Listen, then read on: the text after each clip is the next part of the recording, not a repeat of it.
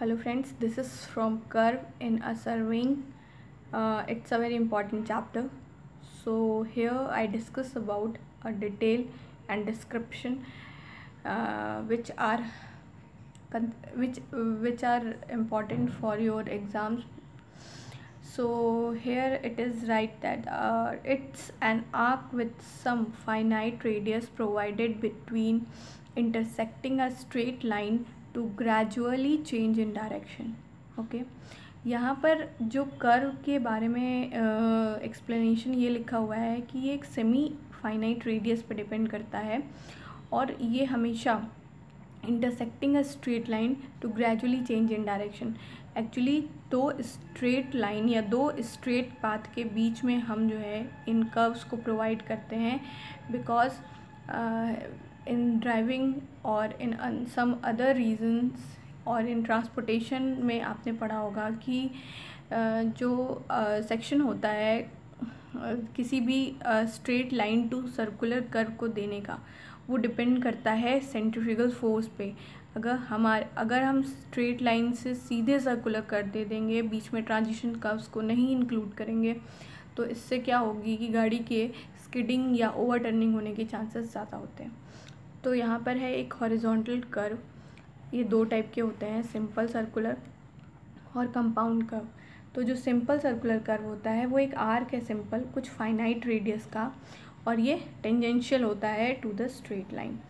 इसके बाद compound curve जो होता है वो ये सिंपल सर्कुलर कर्व होता है लेकिन दो अलग अलग रेडियस का। कंपाउंड कर्व पहली रेडियस क्या है R1 और दूसरी रेडियस R2। तो जब दो अलग अलग रेडियस के कर्व्स जो हैं जो मीट करते हैं या लाई करते हैं same side of common tangent, तो ये आपका होता है कंपाउंड। इसके बाद आगे बात करते हैं हम इसी में नीचे ट्रांजिशन कर्व की। ठीक है, ट्रांजिशन कर्व में आपको दिख रहा होगा, जैसा कि अभी मैंने एक्सप्लेन किया आपको, कि ये जो होता है किसी भी दो स्ट्रेट कर्व के बीच में प्रोवाइड किया जाता है। ये देखिए R बराबर इनफाइनाइट से R बराबर R यहाँ पर शो हो रहा है। तो ये जो सेक्शन है R बराबर इनफाइनाइट, ये आपकी स्ट्रेट लाइन के लिए प्रोवाइड किया जा रहा है। मतलब अगर स्ट्रेट सेक्शन है यहाँ पे, ठीक है, ये अगर स्ट्रेट सेक्शन है, स्ट्रेट पोर्शन है कर्व का, तो ये R बराबर इनफाइनाइट को शो करता है।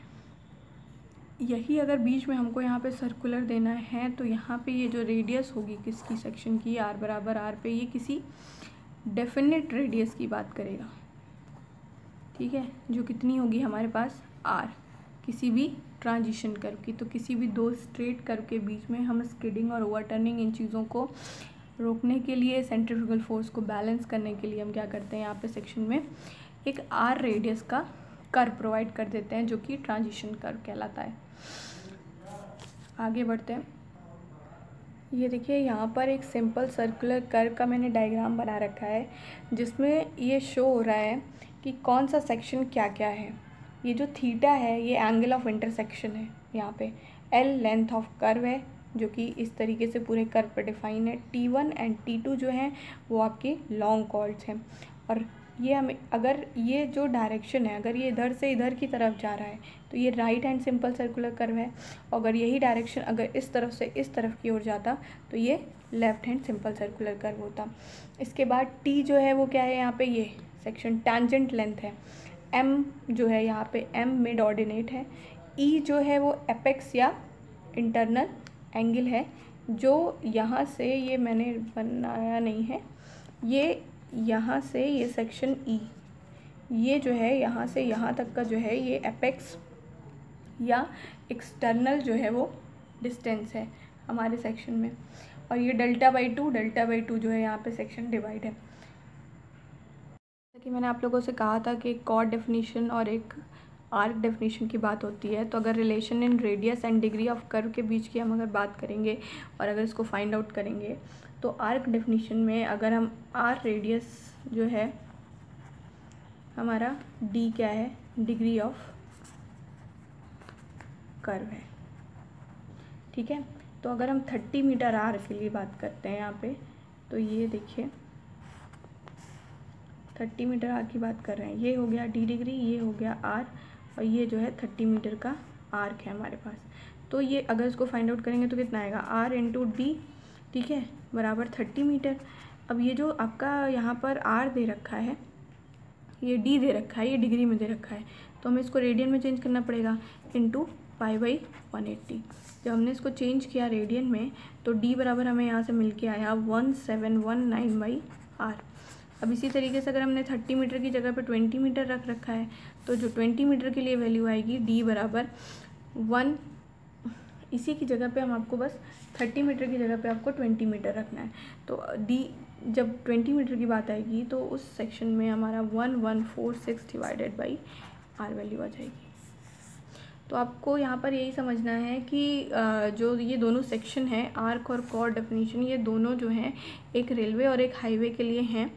तो यहाँ पर हम जो पढ़ रहे हैं अभी रेलवे की बात तो हो नहीं रही है, तो आर्क डेफिनेशन के थ्रू डी बराबर इस तरीके से हम फाइंड आउट करेंगे। इसकी जगह पे 20 मीटर और 20 मीटर रख देंगे तो ये वैल्यू आ जाएगी, 30 मीटर रखेंगे तो ये वैल्यू आ जाएगी। आगे बढ़ते हैं, setting out of curve. Setting out of curve सबसे इम्पॉर्टेंट थिंग है हमारे पूरे कर्व पार्ट में। यहाँ पर ये लिखा हुआ है कि जो लीनियर और एंगुलर दो पार्ट में setting out of curve divide होते हैं। ओनली चेन और tape, offset from long curve, perpendicular offset from tangent, radial offset, successive bisection of arc, offset from the chord produces. And angular में क्या section आता है कि by the deflection method, by the two theodolite method या by the tacheometric method. यहाँ पर आप ज़रा ध्यान दीजिए कि ये सेक्शन जो है ये पूरे लीनियर है, मतलब ये चेन और टेप की मदद से निकालते हैं। इसमें केवल हॉरिजॉन्टल डिस्टेंस चीज़ें फाइंड आउट होती हैं, पर थेडोलाइट सेक्शन में हमको हॉरिजॉन्टल एंगल भी मिलता है, ठीक है। तो आपके लिए सेटिंग आउट ऑफ कर्व जो है बहुत ही इंपॉर्टेंट पार्ट है। आगे मैं पूरे प्रूफ बताने जा रही हूँ तो इसको थोड़ा ध्यान से देखिएगा। ये देखिए, लीनियर में सबसे पहला मेथड था ऑफसेट बाई लॉन्ग कार्ड। तो जो लॉन्ग कार्ड के थ्रू जो ऑफसेट था वो ये देखिए, डायग्राम पे ध्यान दीजिए थोड़ा। ये जो सेक्शन है ये आर है पहले, तो T1 T2 हमारे दो टैंजेंट पॉइंट है। ये देखिए ऑफसेट फ्रॉम लॉन्ग कार्ड में क्या है कि ये जो सेक्शन है यहाँ पे जब कर्व को हमने बीच वाले पॉइंट से काटा तो ये तो पूरा रेडियस हो गया, पर हमें क्या क्या मिल रहा है, O0 मिल रहा है पूरे कर्व का सेक्शन, GM मिल रहा है अगर हमने बीच ये सेक्शन को यहाँ से कट किया है। तो अगर देखा जाए तो यहाँ पे OX बराबर आप क्या लिख सकते हैं, GM लिख सकते हैं, ठीक है। OX बराबर हम GM लिख सकते हैं। और अगर GM बराबर देखा जाए तो GM बराबर आप लिख सकते हैं OG माइनस, GM बराबर OG माइनस OM लिख सकते हैं भाई। नीचे ये क्या है, OG माइनस OM लिख सकते हैं। इसके बाद आगे बात करते हैं कि OG क्या लिख सकते हैं। अगर OM बराबर, पहले तो हम देखें, अगर OM बराबर देखते हैं तो ये R माइनस O0, OM बराबर R माइनस O0, और OG बराबर लिख सकते हैं हम √R² माइनस x²। ये देखिए OG बराबर, हम इसको मान लेते हैं कि ये पूरा इसके कंपैरिजन में ये अगर x है तो ये भी x है, और ये पूरा सेक्शन तो r है, ये रेडियस के बराबर है। तो अगर इसका एक डिस्टेंस हम निकालेंगे तो पाइथागोरस प्रमेय के थ्रू √R² माइनस x²। तो जो एग्जैक्ट इक्वेशन OX की मिलेगी हमको क्या मिलेगी, √R² minus x² minus R minus O0, ठीक है। तो ये इक्वेशन हमारा पहला मिल गया offset by the long chord. Second method की बात करते हैं हम यहाँ पे। ये देखिए सेकेंड मेथड में जब आते हैं तो यहाँ पर आपको क्या दिख रहा है कि ये जो हमने क्या लिया है, कर्व का एक साइड का पार्ट ले लिया, ये डिस्टेंस x है, ये OP जो है वो r के बराबर है। इसी कर्व सेक्शन को जब हमने राइट हैंड साइड में बढ़ाया तो ये A पॉइंट हमको देता है, और ऊपर T1 कर्व है। एक्चुअली हमने क्या किया है, कर्व को ऐसे रोटेट कर दिया है, ठीक है। जब रोटेट किया तो हमें ये वैल्यूज़ मिली हैं। इसके पहले मैं आपको एक चीज़ और बताना चाहूँगी कि अगर इसी इक्वेशन को हम आगे बढ़ाना चाहें तो आगे भी बढ़ा सकते हैं बाइनोमियल्स के थ्रू, जो आपने पहले पढ़ा होगा। बाइनोमियल्स के थ्रू अगर इसको बढ़ाना चाहें तो OX बराबर हम लिख सकते हैं यहाँ से R1 माइनस x²/r² की whole power 1/2 minus R minus O0, ठीक है। इसके बाद इसको अगर आगे और सॉल्व करें तो आर यहाँ से 1 minus x square by 2 R का स्क्वायर, इसको आगे सॉल्व कर सकते हैं हम। ये बाइनोमियल तरीका है, आर माइनस ओ नॉट। अब जब इसी इक्वेशन को आपने आगे सॉल्व किया तो जो एक एक्स हमारा लॉजिकल इक्वेशन बन के आ रहा है O naught minus x square by 2r। ठीक है, ये भी इम्पॉर्टेंट इक्वेशन है हमारे लिए। आगे हमने की बात थी second perpendicular offset from the tangent. जब हमने कर्व को रोटेट किया तो यहाँ से इस सेक्शन में हमको ये देखिए ओ एक्स बराबर क्या मिल रहा है, O T one minus O A. ये देखिए O T one minus O A, O T one minus O A find करेंगे तो ओ टी वन तो आर है हमारा, और ओ ए पहले इक्वेशन की तरह ही under root R square minus x square. ठीक है, देख सकते हैं आप ओ ए जो है वो ये जो ओ ए पी सेक्शन है ये एक्स के बराबर हो जाएगा टी वन पी डैश के, तो ए बराबर under root R square x square. इसको भी पहले इक्वेशन की तरह जब बाइनोमियली सॉल्व करेंगे तो ये एक्स स्क्वायर बाई 2r हमको मिल जाएगा। ठीक है, तो ये हो गया हमारा 2 सेक्शन। इसके बाद हम आगे बात करते हैं इसी में, ये देखिए रेडियल ऑफसेट की बात करते हैं। यहाँ पे ये सॉल्व भी है क्योंकि ये सेक्शन भी सेम वैसे ही था जैसे कि ऊपर वाले सेक्शन को हमने पढ़ा था, इसलिए मैंने यहाँ लिख दिया है, बस थोड़ा अपोजिट हो गया है। वहाँ पर आर माइनस अंडर रूट आया था, यहाँ पर क्योंकि ओ एक्स बराबर हम क्या लिख सकते हैं, टोटल पूरा O P dash minus O P. तो ये ओ पी डैश जो होगा पूरा हमें अंडर रूट आर स्क्वायर, क्योंकि ओ पी तो दिख रहा है सीधे सीधे रेडियस आर है, आर के बाहर वो पॉइंट जा रहा है ओ एक्स, तो यहाँ पे under root R square minus x square मिल रहा है और ओ एक्स यही सेम मिल जाएगा। अब अगर सक्सेसिव बाइसेक्शन की बात करते हैं हम, सक्सेसिव बाइसेक्शन जो होता है ये कर्व का पार्ट है। ठीक है, हमने सिंपल कर्व लिया है, जो कर्व हमने सर्कुलर सेक्शन पे बनाया, सर्कुलर सेक्शन का बनाया है। तो ए बी है, ये टैंजेंट टी वन है, टी टू है। जब हम इसको कट करते हैं मतलब इसका बाइसेक्शन करते हैं तो हमें क्या मिलता है, डी सी। जब ये डी सी कर्व हमको मिला तो हम इसका भी बाइसेक्शन किया एफ ई, तो ऐसे करके हमको कई पॉइंट्स मिलते जाते हैं। ठीक है, इसी सेक्शन को क्या कहते हैं कि हम सक्सेसिव बाइसेक्शन कहते हैं। तो जो ये सक्सेसिव बाइसेक्शन है यहाँ पे ए बी बराबर हम क्या लिख सकते हैं, R one minus cos delta by 2। इसी तरीके से जैसे जैसे आप बढ़ते जाएंगे सी डी करेंगे तो R one minus cos delta by 4। ये बाइसेक्शन हो रहा है, किसका हो रहा है, एंगल का बाइसेक्शन होता जा रहा है। इसी तरीके से ई एफ की जब बात करेंगे तो ये क्या मिलेगा, R one minus cos delta by 8। तो इस तरीके से ये सक्सेसिव बाइसेक्शन हो रहा है। और अगर पूरे कर्व को जब ड्रॉ करेंगे तो वो half delta by 2 he section के लिए हो रहा है, क्योंकि अभी ऊपर हमने ड्रॉ किया था। जब इसी कर्व को ऐसे ऊपर आप पूरा ड्रॉ करेंगे तो ये क्या था, डेल्टा बाई 2 था। तो यहाँ से कॉस डेल्टा बाई 2 जब हम निकालेंगे तो वो यही आएगा। यहाँ से हमको क्या मिलेगा, is equal to R minus R cos delta by 2। तो ए बी बराबर हमारी यही वैल्यू आएगी। आगे जो है offset from the long chord, offset from the long chord में आप देख सकते हैं जैसे कि 2 डेल्टा 1 ये एंगल है, 2 डेल्टा 2 ये एंगल है। अब अगर T1 टैंजेंट T1 से टैंजेंट के पास से अगर हम ऊपर की तरफ ड्रॉ करते तो हमें C1 मिलता है। C1 हमारा नेक्स्ट पॉइंट है। इसके बाद यहाँ से अगर ये इस सेक्शन का बाइसेक्शन किया हमने तो ये C1 यही वैल्यू यहाँ भी मिलेगी हमको, इनके बीच का एंगल डेल्टा 1 हो जाएगा। ठीक है, तो इसका जो मतलब आउटर एंगल होगा वो 2 डेल्टा 1 होगा। अगर इस सेक्शन पे, ये सेक्शन एक्चुअली सबसे बेस्ट मेथड है सेटिंग आउट लॉन्ग कर्व का लीनियर मेथड में, क्योंकि जब हमारे पास थेडोलाइट अवेलेबल नहीं होता है तो इसके थ्रू हम बहुत एक्यूरेट मेजरमेंट कर सकते हैं। तो अगर इस डायग्राम के थ्रू देखा जाए तो 2 डेल्टा 1 इंटू आर बराबर C1 हम लिख सकते हैं। ठीक है, 2 डेल्टा 1 इंटू आर, क्योंकि ये जो है आर है तो आर इंटू 2 डेल्टा मतलब आर इंटू डेल्टा बराबर C1 लिख सकते हैं बाई ज्योमेट्री। तो डेल्टा 1 बराबर C1 अपॉन 2R लिख सकते हैं। इसी तरीके से अगर O1 देखें, ये देखिए O1, तो O1 बराबर आप क्या लिख सकते हैं, C1 डेल्टा 1 लिख सकते हैं। ठीक, जब C1 डेल्टा 1 लिख सकते हैं हम तो यहाँ से डेल्टा 1 की वैल्यू पुट कर सकते हैं, तो C1 square upon 2R। C1² r। यही सेक्शन आगे ऐसे बढ़ता जाएगा और यहाँ पे हमको ON के टर्म में वैल्यू भी फाइंड आउट होती जाएगी। जब ON के टर्म में हम वैल्यू फाइंड आउट करेंगे तो ये देखिए ON = CN/2r मिलेगा हमको, सीधी सी बात है। और यहाँ पे CN + CN-1, इस तरीके से पूरी इक्वेशन हमको मिलती जाएगी।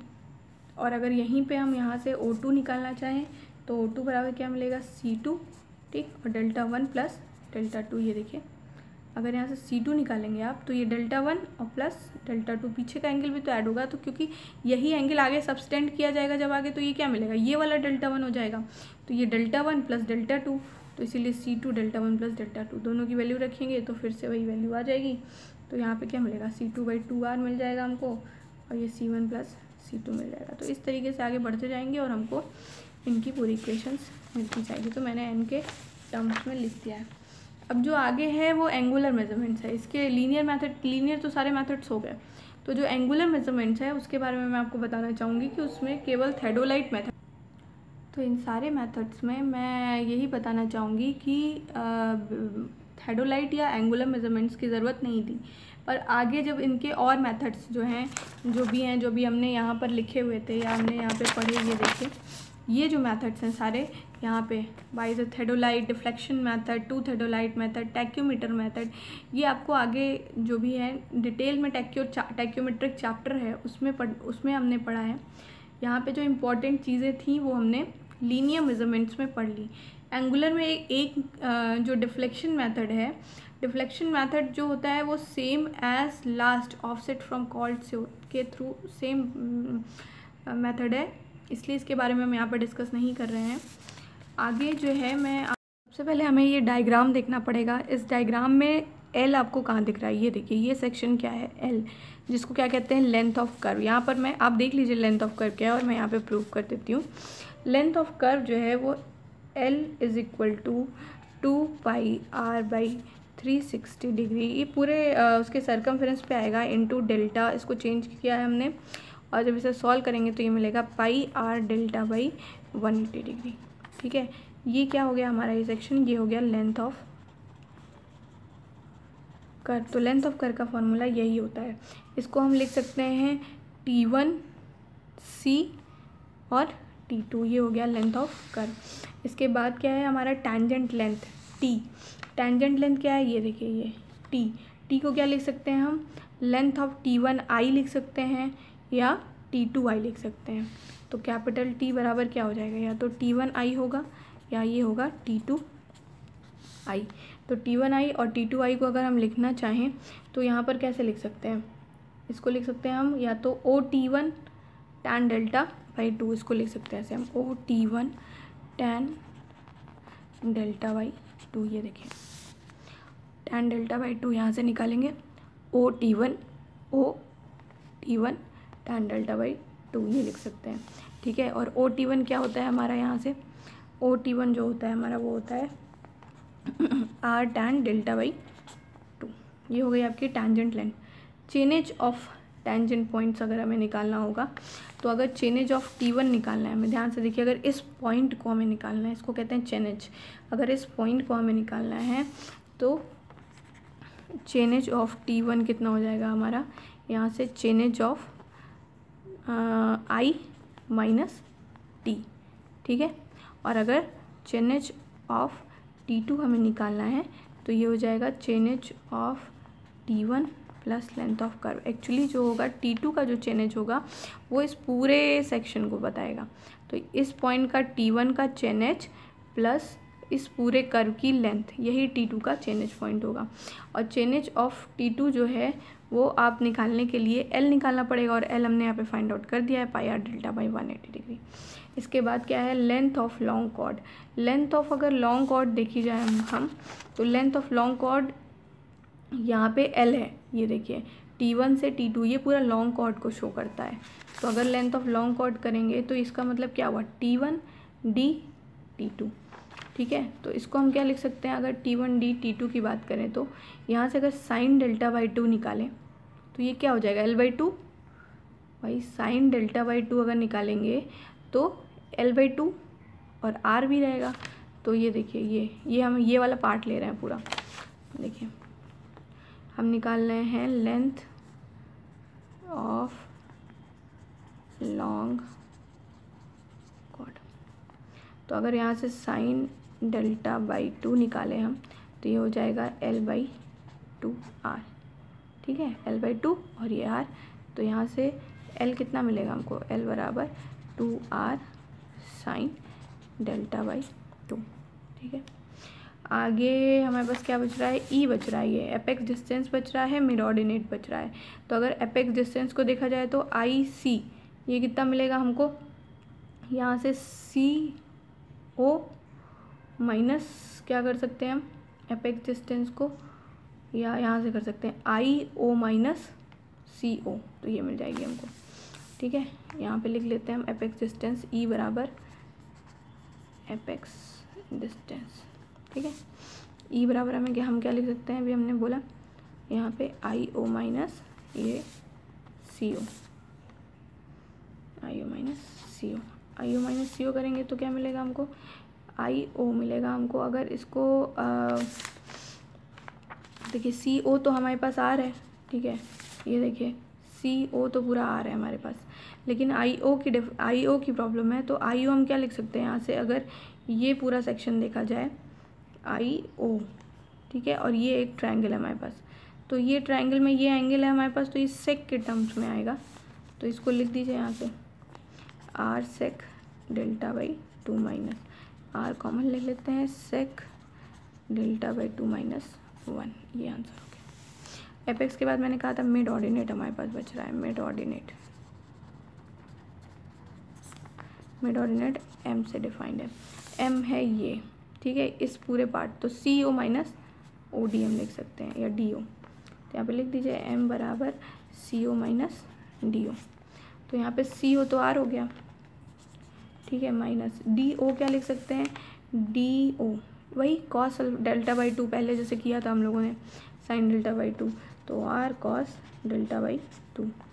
यहाँ से क्या मिल गया, R 1 minus cos delta by. तो ये सब आपको टर्म्स याद रखने हैं। Mid ordinate R cos 1 minus cos delta by 2।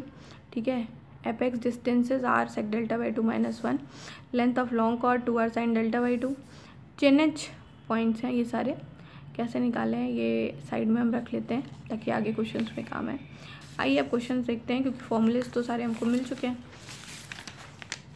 ये देखिए क्वेश्चन ये था हमारे पास, और इसको सॉल्व करने के लिए सबसे पहले हमें क्या चाहिए, अगर किसी भी सेक्शन का सेटिंग आउट ऑफ कर्व हमको निकालना है, तो यहाँ से डिफ्लेक्शन एंगल मेथड के थ्रू हमें अगर निकालना है, तो सबसे पहले हमें क्या फाइंड आउट करना पड़ेगा, हर चीज़ में ही हमको L की ज़रूरत पड़ रही है। तो सबसे पहले हम क्या करेंगे, स्मॉल L कैलकुलेट कर लेंगे। तो स्मॉल L कैलकुलेट करने का फॉर्मूला अभी हमने तो अभी 5 मिनट पहले निकाला है कि पाई R और delta by, pi R delta by 2, या 180 डिग्री सॉरी। तो L बराबर क्या हो जाएगा, पाई R डेल्टा बाई 180 डिग्री। यहाँ से सॉल्व करेंगे अगर हम लोग, तो ये कितना मिलेगा, pi into 300 into 36 degree divided by 180 degree. इसको सॉल्व कर लो यार, 3.14 इंटू 300 इंटू 36 डिवाइडेड बाई 180, ये 188.49 आ रहा है, 188.49। ठीक है, इसके आगे सॉल्व करते हैं हम, इसके आगे निकाल लेते हैं टी हमें चाहिए क्योंकि चेनेज निकालना है, R tan डेल्टा बाई 2। ठीक है, इसको सॉल्व करेंगे, 300 tan 60 डिग्री बाई 2, सॉरी ये हो जाएगा 36 डिग्री बाई 2, तो ये आ जाएगा 97.47। ठीक है, ये देखिए 97.47। इसके बाद अगर चेनेज ऑफ T1 निकालना है हमको, चेनेज ऑफ T1 निकालना है अगर हमको, तो यहाँ से चेनेज ऑफ T1 का फॉर्मूला क्या था हमारे पास, chainage of T1 chainage of I minus T। तो चेनेज ऑफ I तो क्वेश्चन में दे रखा है एक, ये at a chainage to tangent intersect at the chainage 1190। तो जहाँ इंटरसेक्ट कर रहे हैं उस पॉइंट पे हमारी क्या है चेनेज पॉइंट, ये है हमारी 1190। इसको माइनस कर देते हैं, किससे, कैपिटल टी माइनस करना है, तो कैपिटल टी हमारा आया है 97.47। ठीक है, 1190 माइनस 97.4, ये आ जाएगा हमारा 1092.5। ठीक है, 1092.5 मीटर में। अब इसके बाद हमको क्या निकालना पड़ेगा, चेनेज ऑफ T2 निकालना पड़ेगा। चेनेज ऑफ T2 के लिए क्या प्लस करना पड़ता है, chainage of T plus L। तो chainage of T1 plus L, तो चेनेज ऑफ T1 ऊपर हमने निकाल दिया है। चेनेज ऑफ T1 कितना हो गया हमारा 1092.52, और प्लस L कितना है हमारे पास यहाँ पे, यहाँ सेक्शन में L, ये L जो दिख रहा है यहाँ पे, ये देखिए 188.49, तो ये हो गया 188.49। इसको अगर हम सॉल्व करते हैं यहाँ पे, तो ये अगर देखा जाए तो 1092.52 प्लस 188 ये लगभग आ रहा है 1281.01। ठीक है, मीटर में आ रहा है। इसके बाद अगर आगे बढ़ें तो हमको क्या है, चेनेज ऑफ T2 आ गया है। तो जो ये ये मान लिया कि ड्राइंग मैं बना देती हूँ यहाँ पे, ये देखिए। ठीक है, ये इनका कट पॉइंट हमको मिल रहा है यहाँ से, और ये पॉइंट जो है हमें निकाला है, और ये पॉइंट हमें निकाला है। तो जो ये सेक्शन है यहाँ पर हमारे पास ये कितना आ रहा है, ये आ रहा है हमारा 1092। ठीक है, तो हम 1092 से नीचे नहीं जा सकते हैं, और 1190 के अभी इस साइड ऊपर नहीं जा सकते हैं। तो 1092 जो है, मतलब जो भी यहाँ पर 1092 आया है, ये जो 1092 आया है, हमारी जो टोटल पेग इंटरवल है वो 30 है। तो जब इस सेक्शन को हमने 30 से डिवाइड किया है 1092 को, तो ये हमको यहाँ पर मिल रहा है 1092 डिवाइडेड बाई 30, ये मिला 36.4। हम इसको 37 मान लें। जब हमने इसको 37 माना, तो अगर हम उसको नेक्स्ट चेनेज चाहिए हमको, तो नेक्स्ट चेनेज हमें कैसे मिलेगा, 37 है ये, तो 37 इंटू 30 कर दीजिए। ठीक है, 37 इंटू 30। नेक्स्ट इंटरवल क्या मिला हमको, 1110। यहाँ पे हमको मिला 1110। तो इसी तरीके से हमें आगे के चेनेज पॉइंट्स मिलते जाएंगे। तो C1 बराबर हम क्या लिख सकते हैं, 1110 माइनस 1092.5, 1092 चेनेज ऑफ T1 है। तो यहाँ से हमको C1 मिलेगा 17.47 मीटर। इसका मतलब क्या हुआ, इन दो पॉइंट्स के बीच की जो C1 डिस्टेंस है वो 17.47 है पहले पॉइंट की। आगे के पेग इंटरवल्स कितने कितने हैं क्वेश्चंस में, 30। ठीक है, आगे बढ़ते हैं। अब हमें ये फाइंड आउट भी करना पड़ेगा कि कितने नंबर ऑफ़ कॉल्ड हैं यहाँ पे। अगर नंबर ऑफ़ कॉल्ड पता चल जाएंगे तो हम उसे डिवाइड कर लेंगे। तो 188.49 को, यानी कि L को माइनस 17.4 डिवाइडेड बाई 30 करते हैं। जब इसको हम सॉल्व करते हैं तो ये आता है 188.47 माइनस 17.4 डिवाइडेड बाई 30, ये आ रहा है हमारे पास लगभग 5.7। इसको हम क्या लिख सकते हैं, 6 लिख सकते हैं। ठीक है, तो हमें 6 पार्ट्स में डिवाइड करना है। तो और सारे बाकी के पेग इंटरवल्स इक्वल हैं, तो C2 ये C2 और जो C3 है, C4 है, ये यहाँ से C6 तक जो है वो 30 मीटर का पेग इंटरवल है। अब C7 की अगर बात करें तो लास्ट वाला इंटरवल कितना था, 1281.02, माइनस करते हैं 1260, सेम एज जैसे हमने इधर किया था। 1092 था, डिवाइडेड बाई कितना किया था, 30 किया था। इसी तरीके से 1281 है, डिवाइडेड बाई 30 करिए, जितना आ रहा है उसको 30 में मल्टीप्लाई कर दीजिए, तो हमें उससे क्या मिला, 1260 मिला। इसी तरीके से जब हम 1281.02 माइनस 1260 करते हैं तो हमको कितनी मिलती है, हमको ये मिलती है वैल्यू 20 मिलती है। तो आपको समझ में आया, सारे इंटरवल्स के बीच की डिस्टेंस कितनी कितनी है, 30, पर फर्स्ट पॉइंट का जो इंटरवल है वो है 17.4, बीच में पूरे 30, लास्ट वाले का 20। ठीक है, तो इस तरीके से पेग इंटरवल की डिफरेंस हमको यहाँ पर मिल गई है। इसके बाद अगर हम देखें तो हमें ये एक चार्ट बनाना पड़ता है या टेबल बनानी पड़ती है। इसके पहले मैं यहाँ पे आपको डेल्टा निकाल कर दिखा देती हूँ। डेल्टा 1 बराबर एक फार्मूला था C1/2R इंटू 180/पाई। हमको इसलिए करना पड़ा, क्योंकि हमको इसको चेंज करना था डिग्री में। तो जब यहाँ पे हमने वैल्यू रखी C1 की 2R की, तो C1 कितना है हमारे पास यहाँ पे 17.47, 2 इंटू 300 इंटू 180/पाई। तो ये कितना आ रहा है 1 डिग्री 40 मिनट 7.46 सेकेंड। ठीक है, अब इसी तरीके से डेल्टा 2 से लेके डेल्टा 6 तक वैल्यू सेम रहेगी। तो ये कितना आ रहा है 2 डिग्री 51 मिनट 53.24 सेकेंड। ठीक है, ये आ गया डेल्टा 2। यहाँ पर पुट कर दें। ये जो टेबल है हमारे पास, ये देखिए इसमें क्या क्या दिया हुआ है। इस टेबल में हमको पहले तो स्टेशंस है 7, चेनेज पॉइंट देखिए सबके चेनेज पॉइंट हैं, मैंने यहाँ पर बना दिए हैं। 1110 पहला मिला था, दूसरा हमें 40 मिलेगा, 70 ऐसे करके 1290 तक हमको मिलेंगे सारे चेनेज पॉइंट।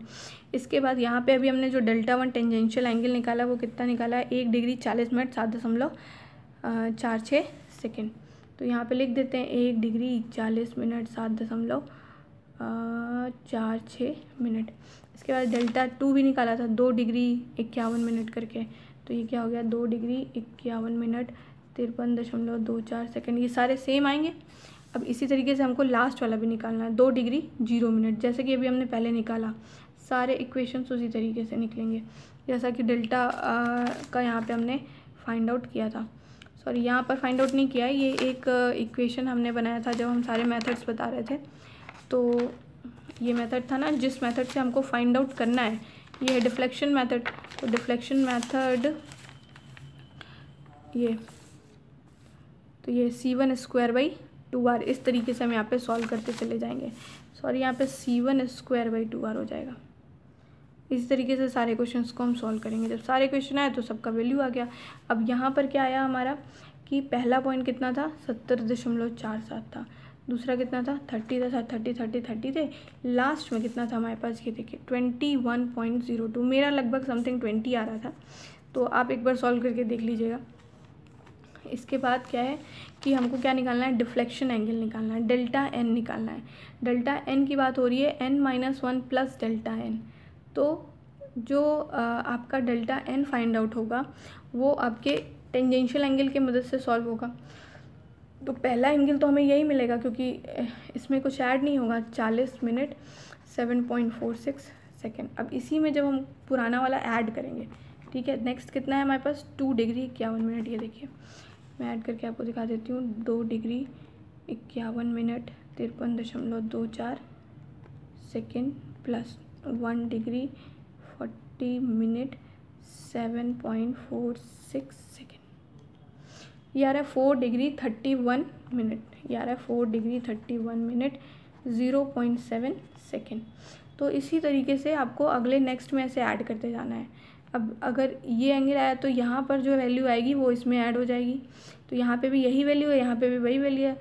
तो 4 और 2 6, लगभग 7 डिग्री समथिंग आएगा, 7 डिग्री कुछ समथिंग आएगा। ये मैंने यहाँ पर लिख रखा है, ये देखिए 7 डिग्री 23 मिनट 53.94 सेकेंड।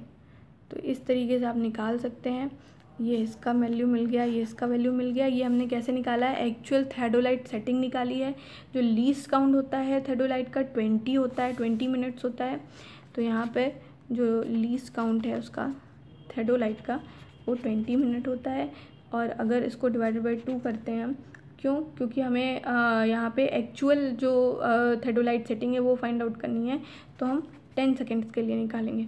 तो इसमें जो भी है 10 सेकेंड प्लस करते जाएंगे। तो अगर वैल्यू अप्रॉक्स आपकी 60 सेकेंड्स को पूरा कर रही है तो आगे एक ऐड कर दीजिएगा। अगर नहीं पूरा कर रही है तो 0 मान के आप एक स्टैंडर्ड एंगल की वैल्यू जो है, एक्चुअल एंगल की वैल्यू जो है वो थेडोलाइट सेटिंग के थ्रू यहाँ पर ऐड करके कितना इसका लीस्ट काउंट ऐड करके फाइंड आउट कर सकते हैं। तो ये है आपका सेटिंग आउट ऑफ कर्व, जो कि कई सेक्शन है। इसके आगे टेंजेंशियल पार्ट भी है, मैं उसको भी आगे नेक्स्ट पार्ट में डिस्कस करूँगी। अभी यहाँ पे मैंने आपसे सब डिस्कस किया हुआ है इसका फर्स्ट पार्ट जिसमें लीनियर मेथड है। तो लीनियर मेथड के सारे इक्वेशंस जो हैं ये यहाँ पे मैंने सॉल्व किए हुए हैं। लीनियर मेथड में जो एंगल सेक्शन है सारे, टेंजेंट, लेंथ, चेनेज, सब कुछ मैंने डिफ़ाइन किया हुआ है। और please watch the part second of this topic and please subscribe my channel and also write a comment, any query and details. Thanking you.